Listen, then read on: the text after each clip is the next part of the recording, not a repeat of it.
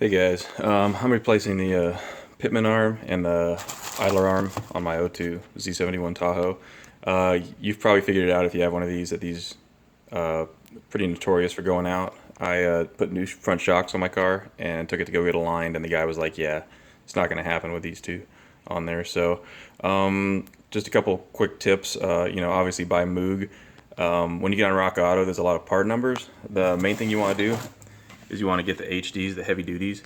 They cost like $10 more, so you definitely want to get those. This one is for the Pitman arm, and that one is for the idler arm. And just a couple quick tips. The idler arm is the one that has the notorious grease fitting zerk that is incredibly hard to get to. There's special tools made that you can buy to get to it. What I recommend doing is, now that you have it off the car, is putting a 90-degree zerk like this one. I'm trying to figure out what size it is right now.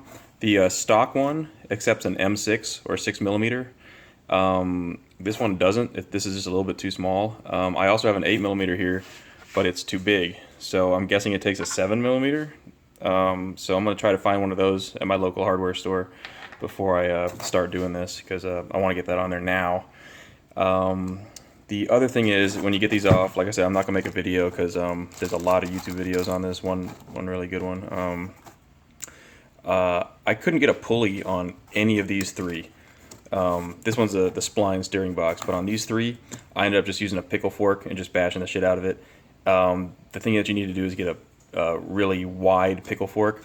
I have this one that I've had for like 30 years. It's a little bit over an inch in the middle, like maybe 1 1/8 inch, 1 1/16 inch. Anything smaller than this probably won't work because of the big, here's the old one, the big boot on it. You can cut this out, start cutting it with a razor blade, but it's kind of tough.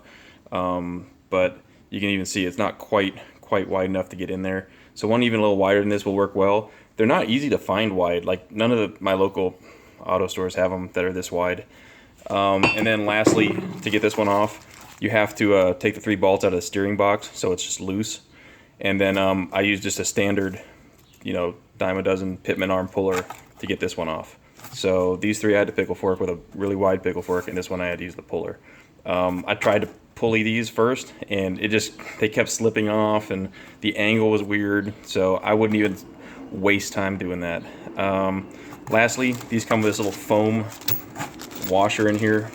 You'll see when you get it, that thing. It just goes over here, and the main thing is, inside there you want to it keeps the grease in there. That's all, on both of them. And that's it. Good luck. It's a few hour job. It's kind of nasty, so good luck.